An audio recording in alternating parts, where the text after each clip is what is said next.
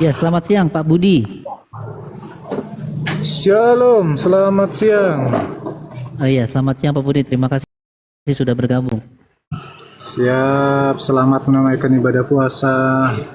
Terima kasih Pak Budi. Ya, silakan Pak Budi. Ada yang ingin ditanyakan? Di sebelah Anda ada Bang Zuma. Silakan Anda berdiskusi dengan Bang Zuma. Silakan Pak Budi. Iya, izin bertanya saja.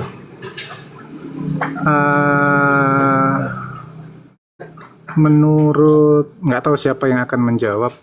Menurut abang-abang, gurunda-gurunda yang ada, jika kata Allah digunakan oleh agama lain, itu kira-kira keuntungannya apa, kerugiannya apa untuk umat muslim? Terima kasih. Oke, baik.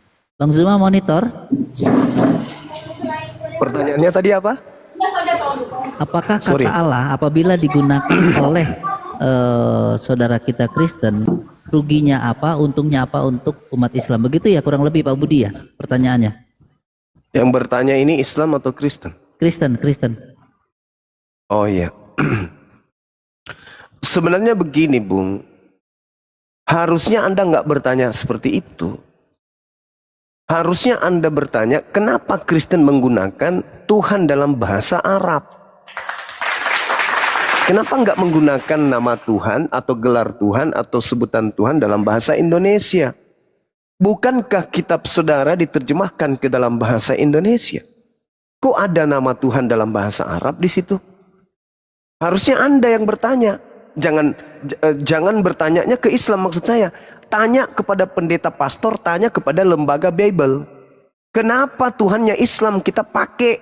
Bukankah kita tidak mengakui Tuhannya Islam? Tapi kok kita pakai? Kenapa nggak pakai Tuhan kita saja, Theos? Jangan Anda bertanya apa untung apa ruginya Islam. Rugi sudah pasti rugi Islam itu. Karena Tuhannya dihinakan, Tuhannya dinistakan. Itu pasti tuh. Tuhan kami Allah. Kalian baca Allah, punya anak bernama Yesus. Itu penghinaan terhadap kami. Jadi nggak usah tanya itu. Karena itu sudah sekian lama kami tersakiti. Dengan itu sekarang Anda tanya kepada pendiri agama Anda atau tokoh agama Anda atau pastor pendeta atau mereka yang punya otoritas kemudian untuk bisa merubah kata Allah itu dihilangkan, dirubah menjadi apa kek? Jangan pakai Tuhannya Islam. Karena kalian tidak beriman kepada Tuhan kami. Pakai aja nama Tuhannya orang Yahudi. Karena Tuhannya Yahudi, karena orang Yahudi juga nggak keberatan kan? Kalian pakai nama Tuhannya, pakai aja di situ Yahweh atau Yehova atau Yotevave atau Theos. Jangan sentuh esensi pencipta yang disembah, yang disucikan oleh umat Islam. Siap, Begitu siap. kawan. Siap. Silakan. Terima kasih. Jika seandainya, Iya, saudara. saya Sama-sama. tidak punya kompetensi untuk menghilangkan atau tidak menggunakan kata itu, karena itu ranahnya kepada LAI dan bapak-bapak gereja yang ada di Indonesia. Jika seandainya kata Allah dihilangkan dari Alkitab, apakah ini akan menghilangkan perseteruan antara Muslim dan Kristen? Mohon pencerahan. Iya, saya rasa tidak. Saya rasa tidak. Karena kenapa? Kristen diajarkan di dalam Filipi 1 nomor 18 untuk bisa menggunakan cara mengelabui atau membohongi atau menipu demi untuk mengajarkan Yesus kepada orang lain. Coba Anda baca tuh. Filipi berapa? Filipi 1 nomor 18. Filipi 1 nomor 18. Sebentar ya. Filipi 1 Iya.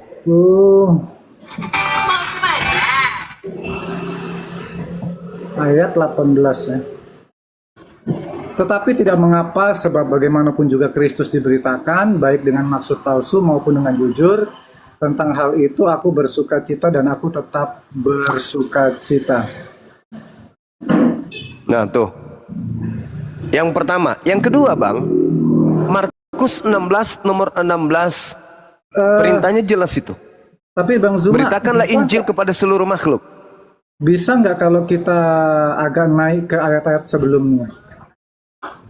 Ya, silakan, silakan. Di ayat yang ke-15 kan dikalimatkan begini.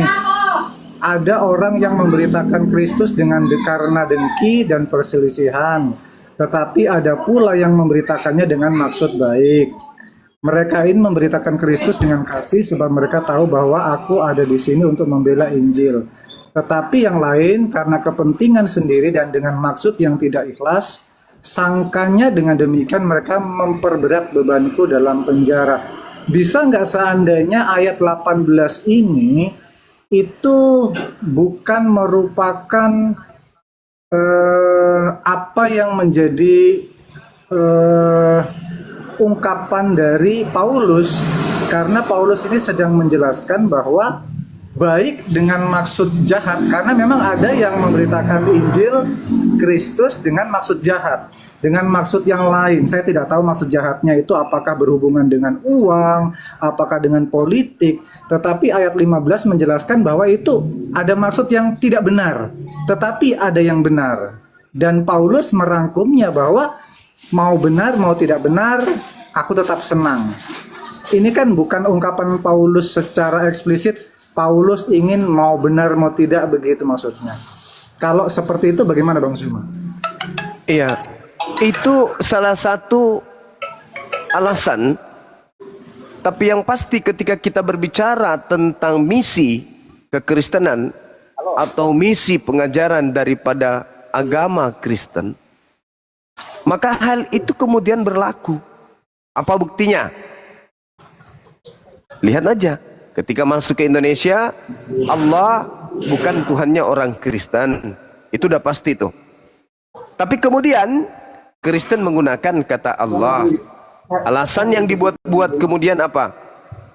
Lebih dulu kemudian orang Kristen di Arab menggunakan kata Allah. Berarti memang sudah menjawab pertanyaan bahwa penyebutan nama Allah itu Kristen pakai untuk menyamakan antara Tuhan yang disembah oleh umat Islam dengan Tuhan yang disembah oleh orang Kristen Arab. Kan begitu? Izin Bang Karena Zuma, penyebutan itu muncul kemudian. Izin, kan ini sudah tidak Gimana? membahas mengenai kata Allah lagi. Kan tadi kita sepakat nih bahwa kalau seandainya kata Allah tidak digunakan, apakah masih tetap akan ada perseteruan antara Muslim dan Kristen? Abang bilang masih. Kenapa masih? Karena kekristenan itu ada maksud terselubung. Abang ambil Filipi 1 ayat 18. Dan di Filipi ini kan ayat 15 itu penjelasannya bahwa ada orang tertentu yang memberitakan Injil dengan maksud yang tidak benar. Itu bukan Paulus toh. Jadi karena Paulus memberikan penjelasan itu. Nah, intinya kan begini, kalau kami tidak menggunakan kata Allah, terus masih ada perselisihan di antara kita, berarti kan sebetulnya inti permasalahannya bukan di Allah saja gitu loh Bang, maksud saya. Oke. Tadi saya katakan Filipi 1:18 Paulus mengatakan baik dengan maksud mengelabui atau jujur, tetap bersukacita kan? Percuma aja Anda membahas data-data 15, 16, 17. Iya kan? Menurut Paulus apapun itu, mau palsu, mau mengelabui dengan dusta dan seterusnya, saya tetap bersukacita. Kan itu kata Paulus. Bahkan Paulus sendiri memberikan contoh, kan dia minta teladanilah aku. 1 Korintus 11 nomor 1 kan dia minta diteladani. Iya, betul. Nah, lalu kemudian di dalam 1 Korintus 9 nomor 19 nomor 20 21 Paulus sendiri kemudian mengatakan kepada orang Yahudi dia ngaku Yahudi, kepada penganut Taurat dia mengaku penganut Taurat meskipun dia sendiri tidak menganut Taurat. Apa tujuannya? Untuk memenangkan banyak jiwa. Dan itu Anda harus teladani. Kemudian konsep yang dibahas, yang disampaikan oleh Paulus ini adalah kepura-puraan. Berpura-pura. Beliau berpura-pura. Kemudian Anda lihat di dalam Markus 16 nomor 16, beritakanlah Injil kepada seluruh makhluk. Kami makhluk. Umat Islam itu makhluk. Berarti kalian harus memberitakan Injil itu kepada kami. Selanjutnya, Matius 28, 19. Jadikanlah seluruh bangsa menjadi pengikutku, termasuk kami, umat Islam. Artinya meskipun kalian tidak menggunakan nama Allah sekalipun, kalian akan tetap melakukan misi kekristenisasi. Apakah kami tinggal diam? Tidak. Maka apa solusinya? Mau berubah apapun Kristen ini, mau jadi apapun Kristen ini, Kristen tetap agama syiar. Kristen adalah agama yang kemudian menginginkan orang di luar Kristen menjadi Kristen. Maka apa solusinya? Solusinya adalah mari kita berdiskusi dengan baik. Ajarkan kebenaran Kristen kepada kami. Kalau itu betul-betul benar, masuk akal, kami akan terima. Dan kami pun diperintahkan oleh Tuhan kami untuk menyeru kepada manusia kepada kebenaran. Ud'u ila sabili rabbika bil hikmah, dengan cara hikmah. Nah, untuk itulah kemudian harus ada protap. Harus protapnya dari Kristen, bahwa Kristen dibolehkan berdebat, Islam pun dibolehkan berdebat. Kristen ajaran kasih, Islam ajaran rahmat. Maka pertemukan antara agama kasih dan agama rahmat ini di atas meja akademisi. Kita bedah kemudian Tuhannya, Bibelnya, kitab sucinya, ajaran-ajaran agamanya, kemudian tuntunan yang ada menjadikan rutinitas dalam kehidupan beragama. Dengan cara-cara yang elegan, dengan cara-cara yang kemudian membuat anak bangsa itu menjadi cerdas. Baik dari Kristen maupun dari Islam menjadi penyimak yang bahagia, yang senang, yang merasa kemudian mereka terwakilkan, yang merasa mereka kemudian mendapatkan ilmu edukasi, bukan saling menghina, menghujat, menistakan satu sama yang lain. Itu bisa terjadi kan? Karena Kristen agama syiar, Islam juga agama syiar. Masing-masing dua agama ini memiliki kemudian misi untuk mengajarkan isi daripada kandungan agama mereka masing-masing. Kristen diajarkan mengajarkan orang lain untuk menjadi Kristen. Islam pun demikian, diajarkan untuk memperkenalkan Islam kepada orang lain. Solusinya bukan menghindarkan, bukan menghindari perdebatan. Bukan. Solusinya adalah berdiskusi, berdebat dengan cara-cara yang baik, cara-cara yang hikmat. Islam dengan rahmatnya, Kristen dengan kasihnya. Apa yang kita kedepankan kemudian? Data, akal, data, kitab. Itu yang harus kita pakai, bukan hanya berasumsi. Siap Bang. Oke, terima kasih Bang. Tapi kan permasalahannya begini Bang. Perdebatan itu kan sudah terjadi, menurut saya yang saya tahu itu sudah mungkin puluhan bahkan ratusan tahun yang lalu antara Kristen dan Islam itu sudah memperdebatkan baik di forum resmi maupun tidak forum resmi. Jadi antara Muslim dan Kristen, antara yang dulu itu perdebatan secara akademis sudah terjadi, dan bukan baru kali ini saja kita melihat perdebatan secara akademis maupun secara online seperti ini. Tetapi apa yang kita lihat saat ini kan intinya begini Bang, bahwa yang satu mempertahankan satunya, yang satunya juga tidak mau lepas dari pemahamannya. Jadi konfliknya bukan lagi berdasarkan kamu benar atau kamu salah, kan begitu. Karena perdebatan secara akademis kan Abang juga pasti sudah melihat bagaimana akademisi kita sudah berdebat di forum yang resmi, yang digagas oleh lembaga-lembaga yang resmi. Tetapi apakah ada ada hasil yang membuat kita bisa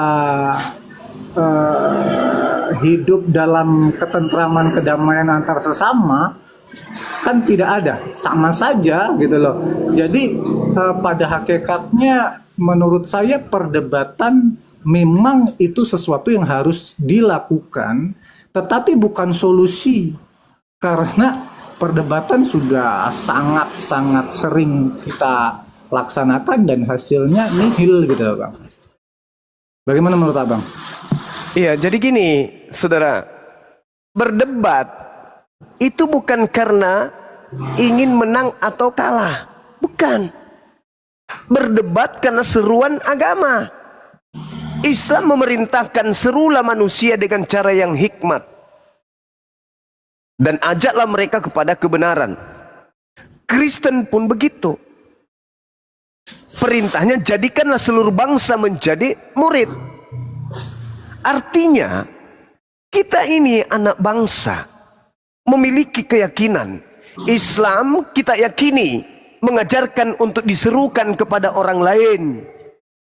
Kristen juga demikian, diperintahkan untuk menjadikan seluruh bangsa menjadi Kristen. Nah, mari kita duduk sama-sama. Ayo Kristen, ajak kami menjadi Kristen. Silakan ajak kami menjadi Kristen. Namun, sebagai sales, saya umpamakan sebagai sales, ketika Anda mempromosikan agama Anda, di situ ada item-item pokoknya. Pertama, tentang konsep Tuhan. Ajarkan apa yang Anda jual, produk tentang Tuhan, silakan Anda paparkan. Ketika kami sebagai umat Islam yang diasah untuk meyakini Tuhan itu ada berdasarkan akal, maka kami menelaah penjelasan produk yang kalian jual bernama Tuhan itu. Tentu landasannya adalah akal, tidak rasional. Kami menolaknya, bukan? Dah selesai materi itu. Sebaliknya, Anda pun demikian. Silakan Anda kemudian melihat apa yang kami sampaikan tentang konsep ketuhanan. Tuhan itu tidak serupa dengan makhluk. Silakan Anda uji klinik. Uji berdasarkan Bible. Uji berdasarkan kitabnya Yahudi. Uji berdasarkan dengan akal Anda. Apakah Tuhan itu serupa dengan manusia? Apakah Tuhan itu serupa dengan burung merpati? Apakah Tuhan itu serupa dengan makhluk? Kalau ada masuk di akal Anda terima, Anda tolak Islam itu. Tapi kalau masuk ke dalam akal Anda, gimana cara Anda untuk memilih antara menolak atau menerima? Kasih pelan. Itu poinnya. Tidak perlu kita berdiskusi untuk kemudian kalah menang. Tidak perlu. Kita menyampaikan kemudian apa yang menjadi referensi keimanan kita masing-masing. Biarkan anak bangsa menilai. Biarkan anak bangsa kemudian yang menerima edukasi dari dua belah pihak. Masalahnya sekarang ini adalah ketika dari pihak Kristen muncul, yang ada menista, yang ada menghina, yang ada mengedit, yang ada kemudian cocokologi, yang ada kemudian untuk paham terhadap Bible-nya saja tidak, apalagi terhadap kitabnya lawan bicaranya, yaitu Islam. Itu permasalahannya di situ. Kristen tampil sebagai pendebat, Bible pun mereka tak paham. Kecolongannya itu di situ. Mereka hanya dibius. Jadikan, murtadkan, kafirkan, kristenkan, jadikan, kawini, kasih indomie, kasih obat-obatan dan seterusnya. Itu fokusnya di situ. Tanpa mereka memiliki senjata yang ampuh untuk membuktikan bahwa agama mereka itu adalah betul. Agama mereka itu adalah benar.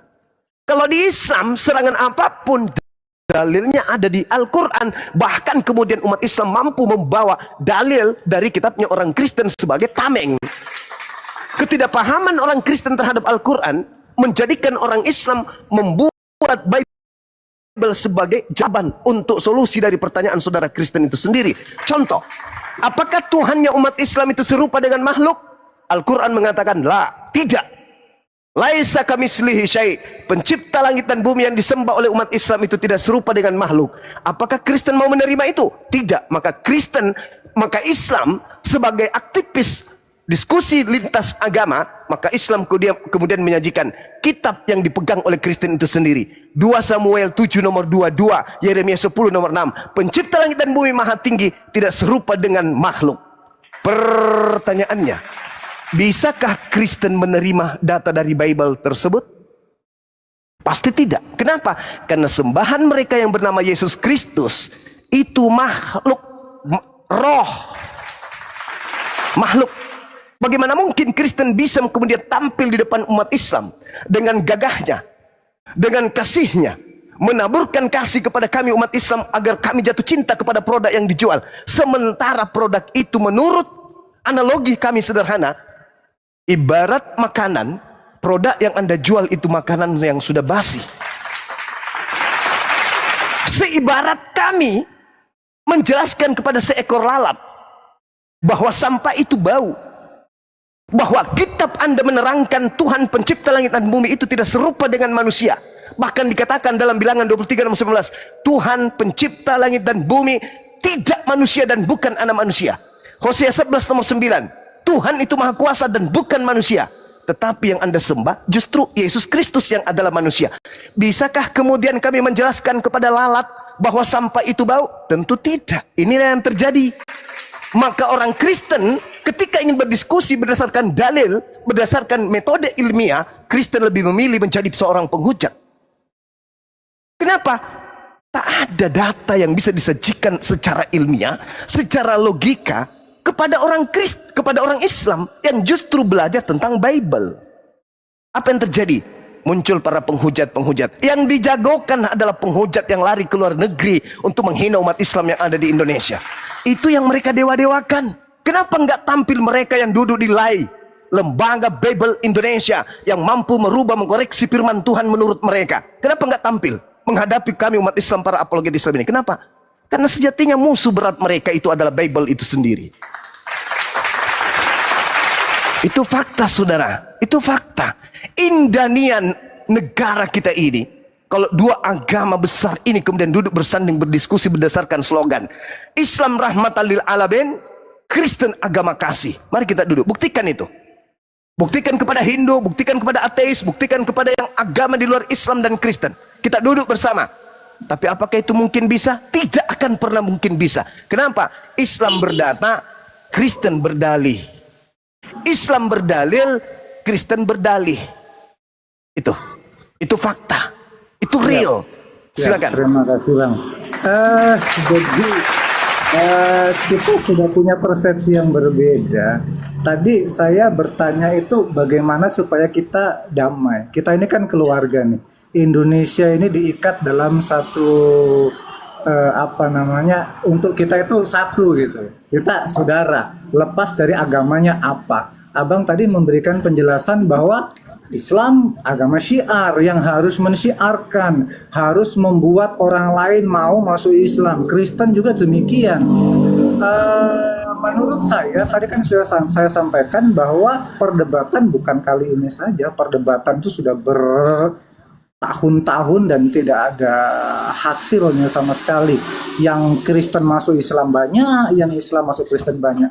Ketika Bang Zuma mengatakan bahwa Kristen menghasilkan penghujat, minta maaf. Karena menurut saya penghujat itu oknum. Karena bukan cuma orang Kristen. Beberapa saudara kita yang orang Muslim juga yang penghujat juga ada gitu. Jadi menurut saya itu oknum saja Bang, bukan karena agamanya. Jadi ketika Abang mengatakan menimbulkan penghujatan, ya kita harus bisa bercermin bahwa penghujat itu oknum. Penghujat itu bukan dari satu sisi agama saja. Mungkin abang melihat sendiri teman-teman atau saudara kita yang Muslim juga sangat-sangat banyak menghujat. Tetapi bagaimana kita merangkai persaudaraan kita menjadi persaudaraan yang rukun? Bagaimana kita bisa saling menghargai, saling menghormati, lepas daripada siarnya agama kita. Abang dengan caranya abang, kami dengan caranya kami. Kalau abang tadi mengatakan bahwa dianggapnya sales lah, diumpamakan sebagai sales, maka menurut saya ini kita punya strategi yang berbeda gitu loh.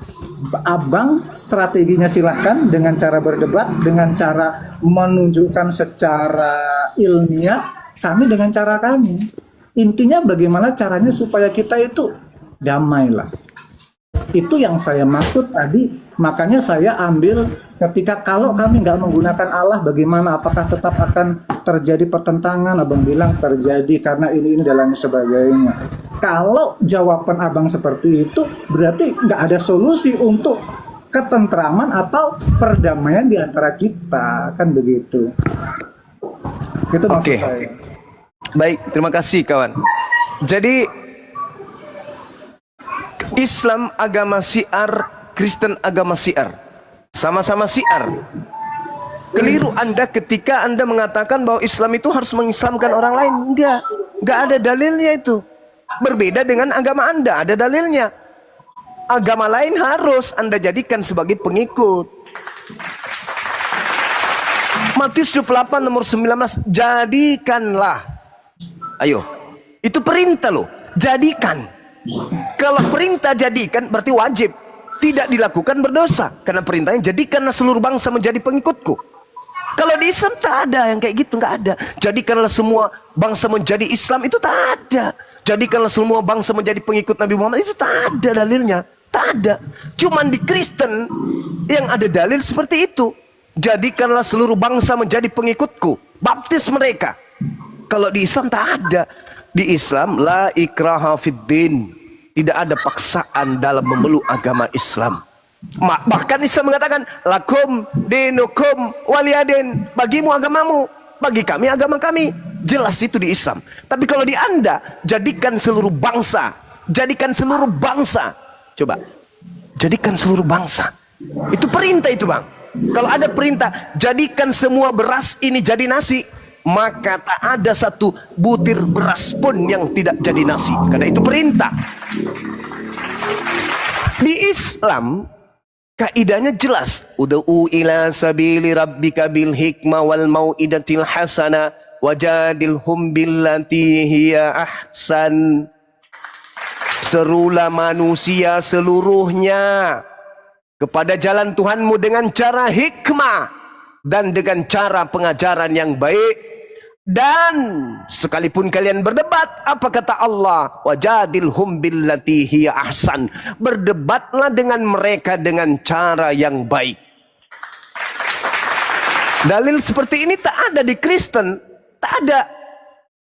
Jadikan seluruh bangsa. Nah, oleh karena pondasi awalnya yang mengatakan jadikan, ya, maka apa yang terjadi? Harus kemudian saudara Kristen menegakkan kemudian amanat agung ini. Karena polanya tidak berhasil, pola yang lain dipakai. Pola yang baru tidak berhasil, pola yang lain diganti. Harus, pokoknya harus, tidak bisa tidak. Maka setiap pola yang gagal dianggap tidak berhasil, maka harus diganti dengan metode yang baru. Itu dalam agama saudara. Harus. Karena itu adalah kewajiban. Makanya Anda mengatakan kita memiliki metode dan cara yang berbeda. Yes. Contoh. Al-Quran di Indonesia ini pengimannya atau pemeluknya mayoritas. Adalah kesempatan bagi orang Islam. Andai saja Islam itu dipaksakan untuk dianut oleh orang di luar Islam, untuk mengganti istilah-istilah terjemahan di dalam terjemahan Al-Quran dengan menggunakan istilah-istilah Kristen. Kenapa? Walaupun terjemahan diganti, toh masih ada aslinya. Al-Quranul Karim tidak terganti. Terjemahan bolehlah kita rubah-rubah supaya orang Kristen jatuh cinta kepada Islam dan masuk Islam. Apakah itu kami lakukan? Tidak. Ribuan, puluhan ribu pondok pesantren yang ada di Nusantara ini, adakah kemudian kami cetak pesantren untuk membahas tentang kekristenan dengan pola-pola penghujatan, penghinaan, penistaan? Anda cari di puluhan pesantren yang ada di Nusantara, tidak akan pernah Anda temukan satu pondok pesantren yang menista, menjadikan materi kristologi penghinaan terhadap agama Kristen. Tapi seminim-minimnya sekolah Kristen di ideologi menghina, menista, merendahkan dan memfitnah ajaran Islam itu sendiri. Itu fakta, itu real. Yang kedua, Islam mayoritas, hampir seluruh lini Islam di Nusantara ini. Kenapa kemudian tidak membentuk satu lembaga yang membentuk terjemahan Al-Quran, di mana terjemahan Al-Quran itu meliputi aspek keimanan mayoritas penduduk Islam? Kenapa tidak menggunakan istilah-istilah Kristen aja, supaya generasi Kristen berikutnya bisa masuk Islam? Selayaknya Kristen yang minoritas, hampir seluruhnya pondasi item-item iman di dalam Kristen itu menggunakan istilah-istilah Islam. Contoh, Alkitab. Tak ada haknya sebenarnya orang Kristen menggunakan kata Alkitab ini. Kata Allah, iman, syafaat, berkat, rasul, nabi, roh, kudus, semua diambil dari dalam akidah Islam, dipakai oleh orang Kristen tanpa malu-malu. Harusnya yang berlaku seperti itu kami umat datang dan deteksi kebenaran itu adalah akal. Siapa yang ingin menggunakan akalnya silakan. Siapa yang ingin mematikan akalnya silakan. Siapa yang mau beriman silakan. Siapa yang mau kafir silakan. Tak ada paksaan. La ikraha fiddin. Berbeda dengan agama saudara. Kalau tidak menggunakan jas, dan kalau menggunakan jas itu tidak menarik simpatik, maka menggunakan baju koko. Kalau baju koko juga tidak menggunakan baju simpatik, maka gunakan kopiah. Kalau tidak juga menggunakan itu, sudah menggunakan itu dan tidak menarik simpatik, maka buat Bible dalam bahasa Arab agar orang-orang Islam terperdaya menganggap bahwa Injil atau Bible itu adalah Al-Quran itu sendiri. Itu fakta, itu real. Kenyataan itu ada, fenomena itu ada di tengah-tengah kita. Yang ketiga, saudara. Yang ketiga, ketika kita berbicara mengenai konsep dialog, berbicara mengenai konsep debat, umat Islam senantiasa menyajikan data di dalam berdiskusi dan tidak menolak data tersebut. Tapi kalau di Kristen, jangankan Al-Quran, Bible pun mereka tolak. Ada apa ini? Kenapa bisa demikian? Bukankah agama Kristen diajarkan untuk disampaikan kemana-mana, ke seluruh bangsa? Harusnya orang Kristen itu mendudukkan Bang Suma itu sebagai orang yang pantas dijadikan sebagai orang yang senantiasa menyampaikan kabar gembira dari Bible. Siang malam Bible diulas, siang malam disampaikan kepada seluruh makhluk yang mendengarkan TikTok dan YouTube. Harusnya tepuk tangan untuk Bang Suma, bukan dilaporkan ke pihak kepolisian. Karena itu niat di dalam Bible itu sendiri. Beritakanlah Injil kepada seluruh makhluk. Siapa yang memberitakan Injil kepada umat Islam? Yang rutin memberitakan Bible ke umat Islam itu siapa 24 jam? Bang Suma. Yang menjalankan kemudian niat itu siapa? Bang Suma. Non-stop. Kalian kemana? Kalian kemana? Mana pendeta-pendeta kalian? Kenapa enggak menyampaikan kemudian Bible kepada seluruh makhluk? Saya belum pernah menemukan pendeta melakukan penginjilan kepada hewan. Mereka juga makhluk. Bahkan misionaris hanya melakukan penginjilan kepada orang yang sudah beragama Islam. Kenapa anda ke kandang sapi? Bukankah sapi itu juga makhluk? Nah ini saudara, jadi kembali kepada tema kita. Ketika Islam itu agama syiar dan Kristen juga itu agama syiar, harusnya duduk bersanding kita membahas tentang dua agama ini. Konsep ketuhanan kita bahas pertama kali dengan elegan, dengan cara-cara yang sesuai dengan data, bukan doktrin dan dogma. Tapi mau kayak mana lagi? Kristen diusung hanya berdasarkan dogma, Islam berdasarkan data. Sekira begitu, silakan. Siap, luar biasa. Mantap, andalan.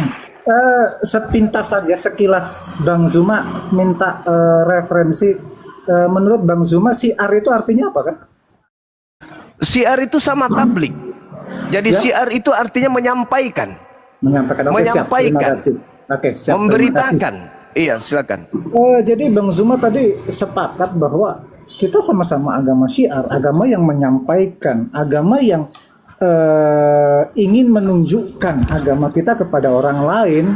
Pastinya menurut saya, minta maaf kalau saya salah, harapannya adalah orang yang tidak seagama bisa tertarik dengan agama kita dan mau menjadi agama kita meskipun tanpa paksaan.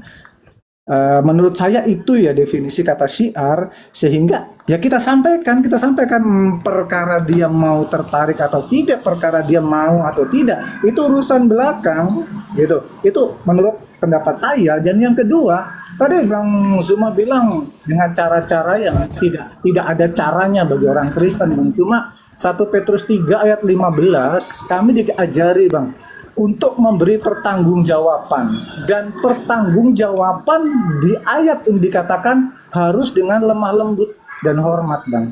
Jadi kalau Abang mengatakan tidak ada cara strategi untuk dapat menyampaikan, kami ada, haruslah dengan lemah lembut dan hormat.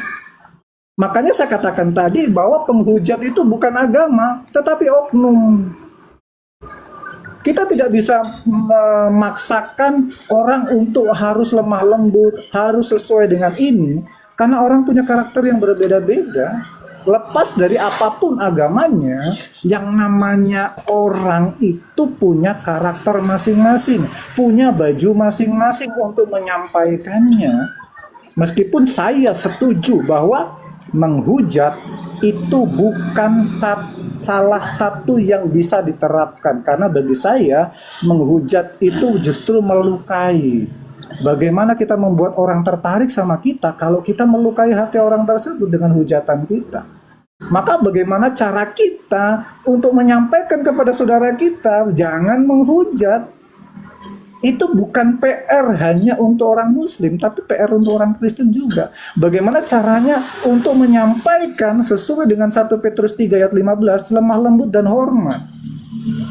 Lepas dari cara kita ya Bang ya, lepas dari cara kita punya jualan yang berbeda. Abang punya jualan yang menurut Abang itu akademis, dapat dipertanggungjawabkan secara akademis dan lain sebagainya. Lepas dari itu semua, menurut Abang kami itu tidak masuk akal dan lain sebagainya.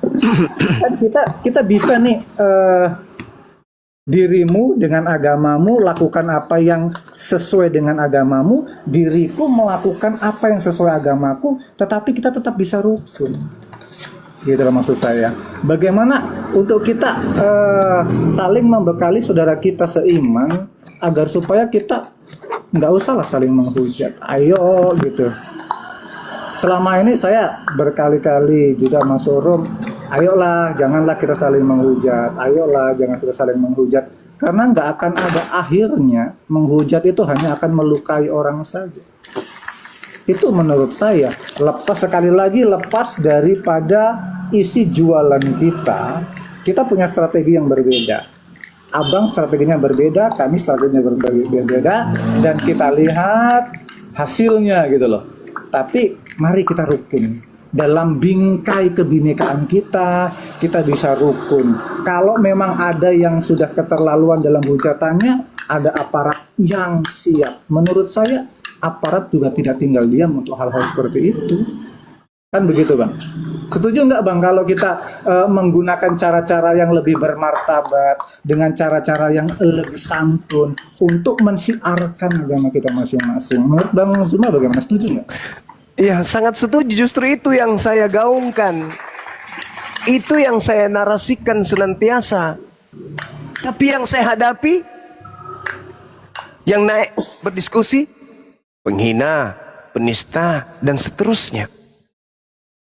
Oke lah, saya menghargai pendapat saudara. Harus berlemah lembut, dan seterusnya, dan seterusnya. Tapi jangan lupa, iblis pun datang dengan lemah lembut. Iblis itu menggoda dengan secara halus. Dan kami menemukan pola itu kemudian. Ujung-ujungnya nanti apa? Baptis. Dibantu dengan lemah lembut, ditolong dengan lemah lembut, dijerat dengan Indomie, dijerat modal, dijerat dengan bibit. Bagi petani dikasih bibit, bagi petambak dikasih nener, bagi yang sakit dikasih obat, bagi yang lapar dikasih Indomie, lembut, halus. Kenapa bisa demikian? Iya, seorang pahlawan datang kemudian, tapi ujung-ujungnya baptis. Kan seperti itu polanya. Coba Anda lihat di dalam 1 Korintus 9 nomor 20 sampai nomor 21 dan seterusnya lah kalau boleh. Demikianlah bagi orang Yahudi aku menjadi seperti orang Yahudi, supaya aku memenangkan orang-orang Yahudi. Bagi orang-orang yang hidup di bawah hukum Taurat, aku menjadi seperti orang yang hidup di bawah hukum Taurat. Sekalipun aku sendiri tidak hidup di bawah hukum Taurat, sebab aku dapat memenangkan mereka, supaya aku dapat memenangkan mereka yang hidup di bawah hukum Taurat. Bagi orang yang hidup di bawah hukum Taurat, aku menjadi seperti orang yang tidak hidup di bawah hukum Taurat. Bagi orang yang tidak hidup di bawah hukum Taurat, aku menjadi seperti orang yang tidak hidup di bawah hukum Taurat. Sekalipun aku tidak hidup di luar hukum Taurat, karena aku hidup di dalam kasih Yesus Kristus, supaya aku dapat memenangkan mereka yang hidup di bawah hukum Taurat. Permasalahannya orang ini minta supaya diteladani. Bagaimana pandangan kita sebagai orang Indonesia? Ada orang mengajarkan keyakinannya kepada orang Yahudi, dia berpura-pura jadi orang Yahudi. Kepada penganut Taurat, dia berpura-pura menganut Taurat. Kepada orang yang tidak taat kepada Taurat, dia berpura-pura tidak taat kepada Taurat. Dan dia harus diteladani. Kena semua yang Anda katakan tadi. Berlemah lembut, sopan, senyum, jalannya gemulai, tangannya berlemah lembut, memberi, menyanjung, merangkul, memeluk. Kena semua kepada data ini. Itu fakta. Itu fakta. Dan itu terstruktur, terencana, dan masif. Tidak bisa tidak. Adanya program kristenisasi, apa itu artinya? Ajakan kemudian untuk menjadi Kristen. Kalau tidak bisa menjadi Kristen, agama Kristen, minimal budaya, bahasa dipengaruhi kemudian. Itu sistematika kemudian penyebaran agama saudara. Kalau di Islam tidak. La ikraha fiddin. Islam datang ke Nusantara dengan damai, dengan perdagangan. Orang yang berdagang kemudian terlihat oleh penduduk, oleh pribumi, ibadah, sholat, baca Quran dengan tenang. Kemudian mereka melihat, ini lagi ngapain? Ditanya, tadi kisana ngapain? Saya lagi menyembah kepada pencipta langit dan bumi. Oh, kayak gitu ya. Memang apa agamanya? Islam. Pulang pembeli. Besok datang lagi. Loh, kok begitu lagi? Berapa kali Anda harus begini setiap hari? Harus, kami selama-lamanya begini. Minimal 5 kali, tertarik, belajar. Akhirnya semakin luas pengaruh Islam itu. Karena jatuh cinta. Bukan karena doktrin, bukan karena dogma, bukan karena lahir dari sana. Bukan. Nah, inilah yang terjadi. Sehingga ketika saya ditanya, apakah Anda menginginkan? Saya rindu. Saya rindu untuk berdiskusi baik kepada saudara-saudara saya Kristen. Cuman masalahnya adalah, diskusinya kita, berdialognya kita, tentu ada submateri, ada referensi, ada kemudian materi yang harus kita adu, yang harus kita sampaikan. Contoh, ajaran Kristen adalah ajaran kasih. Dan kasih ini kemudian adalah implementasi dari simpul Taurat itu sendiri. Tapi sayangnya, Taurat itu sendiri sudah dibatalkan. Dengan kata lain, bagaimana mungkin bisa dikatakan kasih kalau sudah membatalkan firman Tuhan? Contoh, di dalam Matius 5 nomor 19, barang siapa yang meniadakan hukum Taurat meskipun yang paling terkecil lalu mengajarkan kepada orang lain, apa akibatnya kata Yesus? Dia akan menempati tempat terhina di dalam kerajaan langit. Saya ulang, Matius 5 nomor 19, barang siapa yang meniadakan hukum Taurat meskipun yang paling terkecil dan mengajarkan hal tersebut kepada orang lain, maka dia akan menempati tempat terhina dalam kerajaan langit. Nah, kalau ini terdata sangat akurat, lalu kemudian orang Kristen memiliki anak yang belum tahu apa-apa, diajarkan makan babi, di mana babi itu diharamkan dalam Taurat, apakah itu bisa disebut kasih? Sementara orang ini telah sadar mengajarkan anaknya untuk meninggalkan hukum Taurat, yaitu makan babi. Ini yang disebut kasih. Apakah pantas kemudian agama ini dihina di dalam kerajaan langit alias neraka?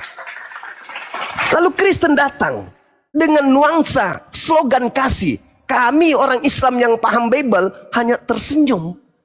Percuma Anda menjual kasih, sementara Anda telah mendudukkan diri Anda duduk pada tempat yang hina di hadapan pencipta langit dan bumi, yaitu menghalalkan apa yang diharamkan kemudian Tuhannya Bani Israel. Dan itu ucapan Yesus.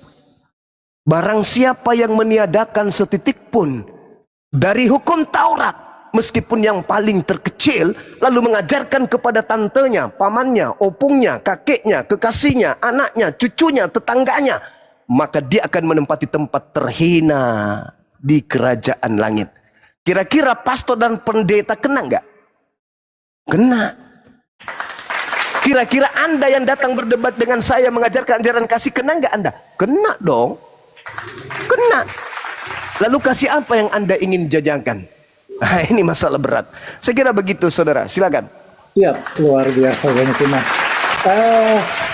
Begini Bang Zuma, tadi kita memang secara esensi untuk pengajaran kita tidak mungkin berdebat masalah itu karena Bang Zuma sudah menguasai tentang itu. Saya hanya sekedar beberapa hal mengenai kekristenan.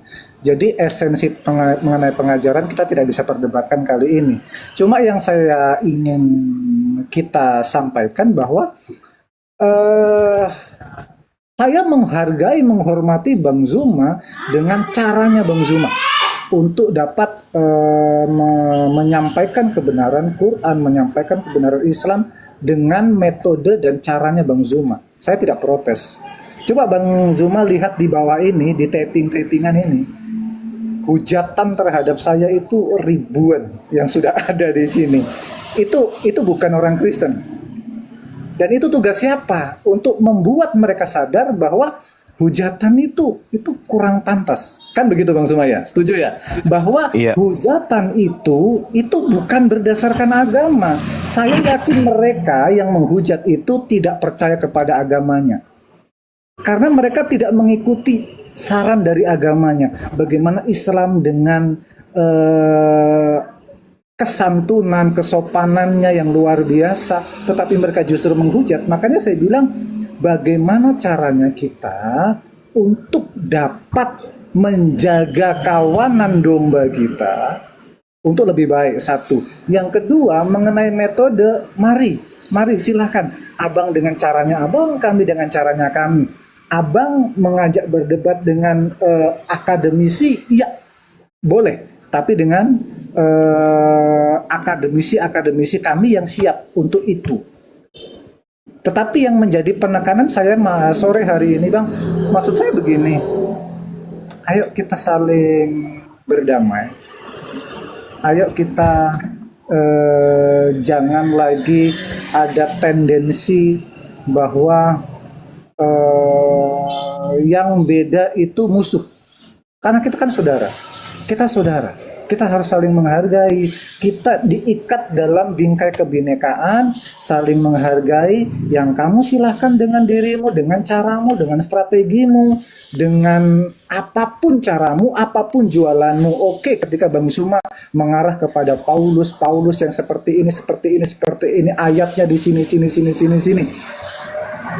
Kan permasalahannya bagaimana Bang Zuma dapat mengcounter itu, supaya orang-orangnya Bang Zuma tidak terpengaruh dengan itu, gitu loh. Setuju Bang Zuma? Iya. Begitu maksud saya. Oke. Oke, terima kasih Bang Zuma. Begini, saya di Papua, ini sudah sore.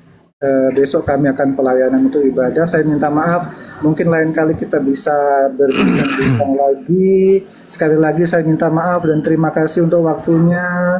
Selamat menunaikan ibadah puasa. Tuhan memberkati semuanya. Shalom. Iya. Iya, oke, Salam, baik, Bang. terima kasih. Jadi gini, mungkin Anda masih bisa mendengar meskipun saudara di bawah. Kaidah di Islam itu kata Allah, yuhikkal haqqa wa yubtilal batil. Allah kemudian memperkuat posisi yang hak itu adalah hak. Untuk apa? Untuk menghilangkan kebatilan. Yang hak, batil, hak benar, batil salah. Harus dikatakan seperti itu. Jadi jangan saudara mengatakan bahwa netizen saya ini menghujat, tidak. Hujat itu artinya mencaci, mencela, memfitnah atau menghina. Sedangkan ketika ada orang berkata, itu bau, hitam itu gelap, itu bukan menghina, itu bukan mencaci, itu bukan mencela, itu bukan memfitnah. Itu menguraikan yang hak. Kalau ada kemudian yang bau, seperti misalnya kotoran sapi, dikatakan harum, wah, justru itu yang menghujat. Berarti orang itu tidak mendudukkan pada rel yang seharusnya. Jadi ketika dikatakan Anda itu cuma asumsi, misalnya hanya pandai memutar kata, misalnya Anda membantah isi Bible Anda sendiri misalnya, dan netizen saya mengatakan Apa itu, Dek? Jadi itu ngapain? netizen saya tidak sedang menghujat. Netizen saya sedang menguraikan yang hak, yang sebenar-benarnya. Tidak menyatakan penghinaan, pencela dan seterusnya. Mengatakan sampah itu kotoran, itu bukan mencela. Bukan mencela. Mengatakan kafir itu ingkar, itu bukan mencela. Mengatakan hitam itu adalah warna, mengatakan kambing itu adalah binatang, mengatakan Bang Suma itu adalah manusia, itu bukan mencela. tetapi mendudukkan yang hak itu hak, batil itu batil. Jadi jangan kemudian Anda memfitnah netizen saya yang ada di bawah, karena netizen saya berbicara sesuai dengan fakta yang ada. Bukan menghujat, bukan menista, tapi mereka sedang mendudukkan yang hak agar orang-orang yang lemah akal bisa lebih menggunakan akalnya dengan baik. Sekira begitu saudara, silakan. Masya Allah. Sahabat-sahabat yang lain Assalamualaikum. silakan. Waalaikumsalam. Waalaikumsalam warahmatullahi Masya Allah. Silakan Baik, Dinda, kita saudara. siap untuk asar. Silakan. Siap, Bang. Baik, Siap. saudara Lilis, selamat sore.